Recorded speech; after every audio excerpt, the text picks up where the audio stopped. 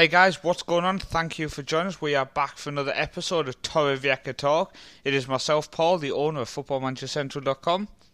I'm myself, Paul, from the fellow Pena to the FMC, the Mersey Socios of Torrevieja. Now, people might have noticed there, Paul, that there is a person missing in the middle of that. Yeah, so this week's been a bit of an interesting one, or this weekend, shall we say. And Chris has announced that he's left the club. He stepped down from his role due to personal reasons. So he will be no longer working with us or with Torrevieja. So basically, I think from the pair of us, we just want to say, we wish him well for the future and good luck. Definitely wish him luck, and hopefully we see him around. Definitely. I think we will do.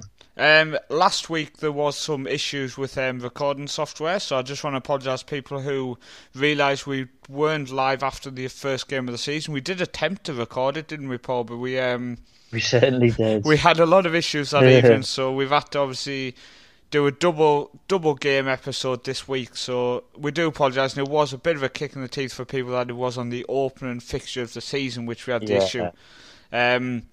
But let's hope tonight's episode kind of makes you glad that you waited.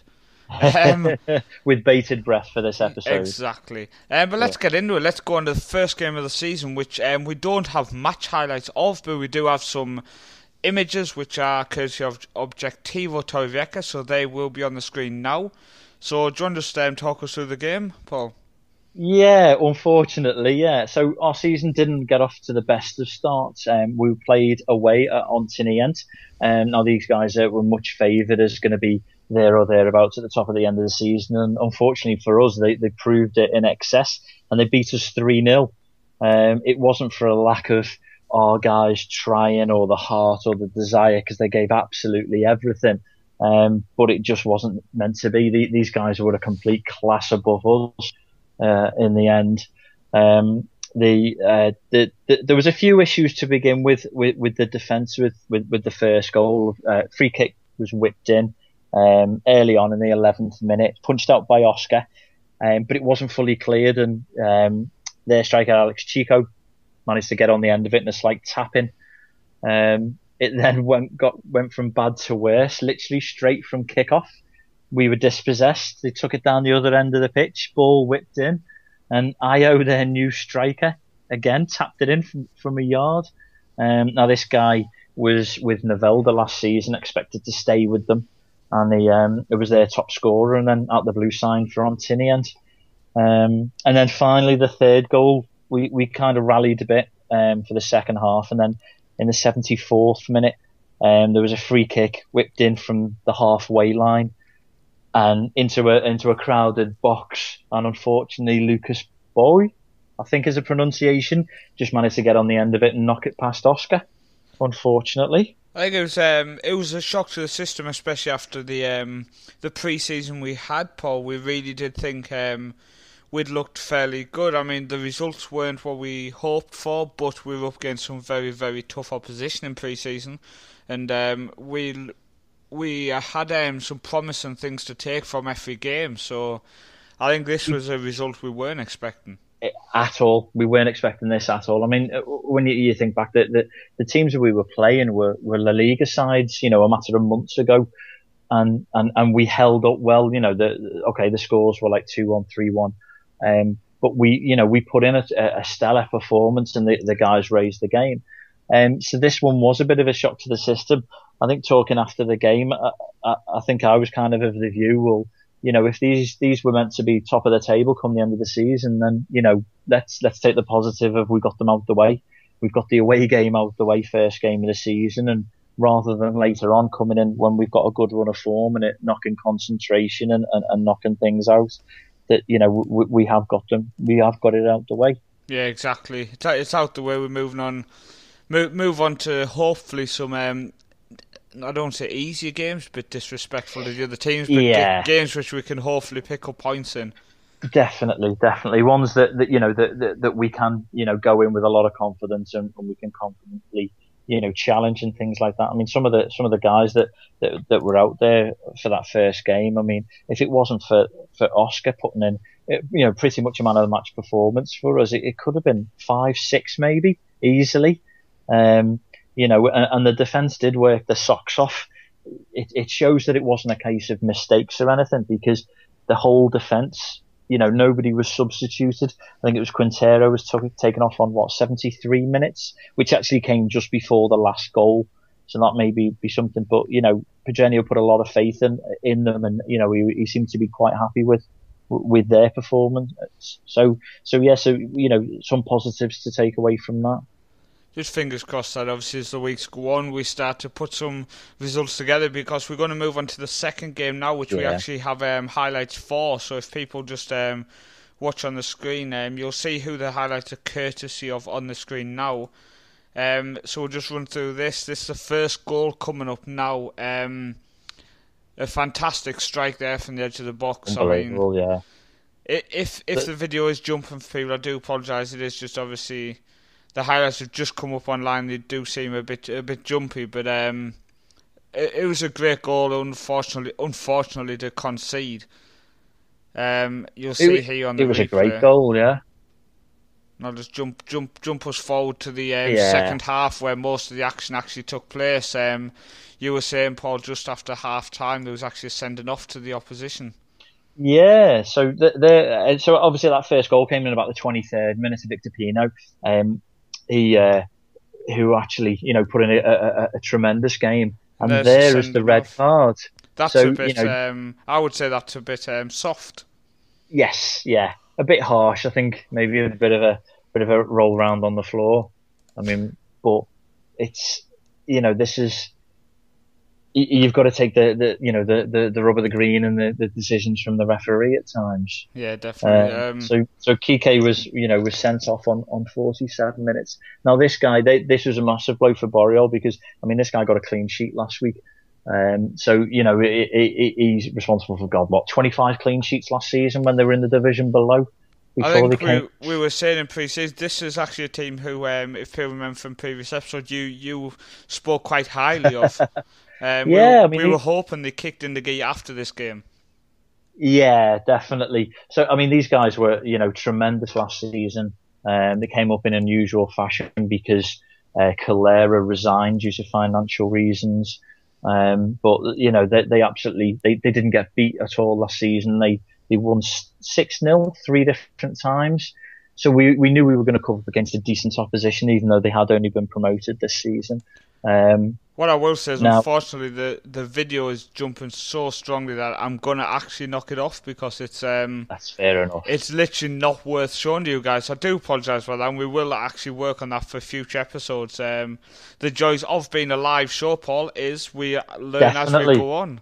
Definitely, we'll put that video on Twitter. And, we'll retweet that so you can catch it, at your leisure. I can stick it in the link below as well for people who watch back on YouTube. You can check out the highlights. And I do know the issue why it's jumping, so that will be sorted for following episodes. Okay, cool. Not a problem. So, for the rest of the game, so after their keeper got sent off, we kind of, challenged, but unfortunately, it was that guy again, Victor Pena, who came back and scored a second and put Borriol 2-0 up after 72 minutes. I think for the start of the season, losing the game 3-0, then 2-0 down. Yeah. Then the opposition down to 10 men. I think, do you want to just talk through how the game ended? Yeah, so, you can imagine a few choice words, maybe some four-letter Spanish words were shouted from the bench and the touchlines, but, the guys pulled themselves together and absolutely battered it.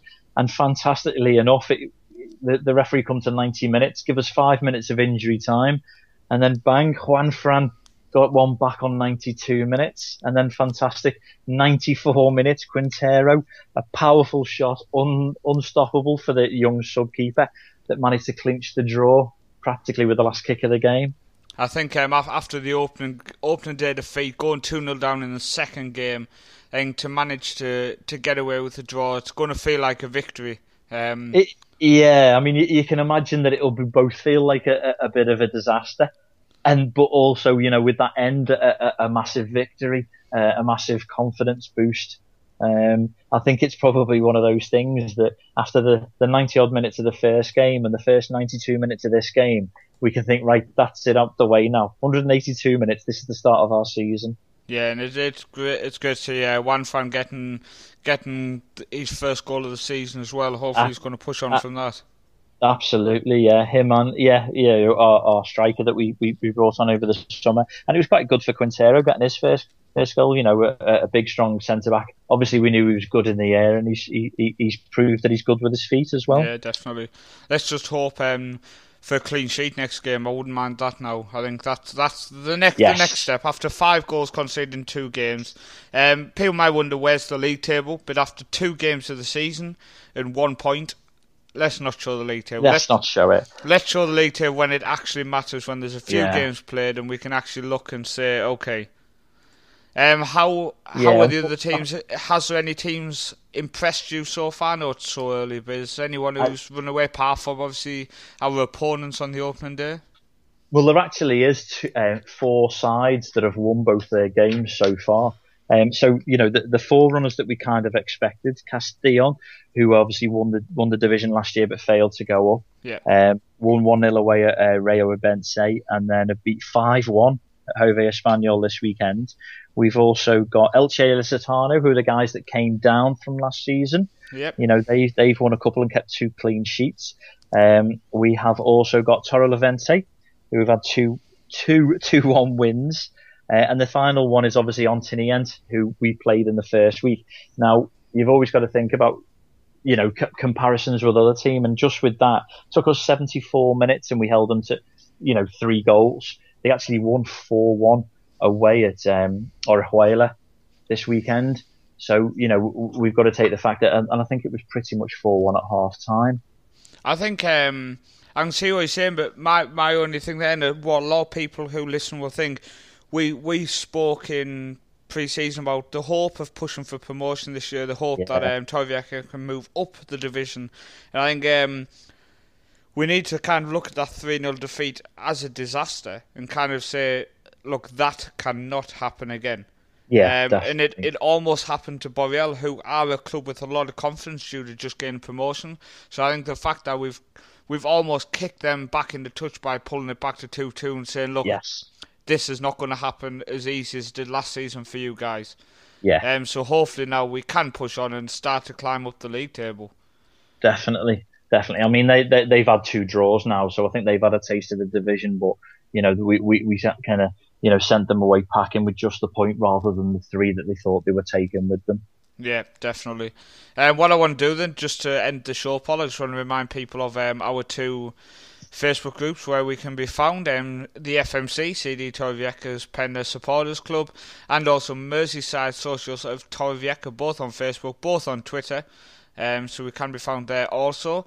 Remember to follow the official club's Twitter at CD Torrevieja. Remember to check out the club's website, clubdeportivotorrevieja.com. There's an English section, so just put /en on the end there. Our next fixture, Paul, is away to Atletico Sagantino. Go on, that was good. That was good, right, wasn't it? That was good, yeah. I've done worse. And just remember, guys, keep thinking Torrevieja, keep tweeting Torrevieja, and remember, #Torrevieja Talk. So me and Paul will see you next week, and hopefully we'll get some guests on from the show, from the club, in the near future. We have spoke to the club since Chris's departure, and they are happy to continue supporting and want to come on and obviously take part, Paul, which is fantastic news. That is brilliant, yeah, definitely. So thank you for the support from everybody over the last week, and me and Paul will see you next week for another episode of Torrevieja Talk.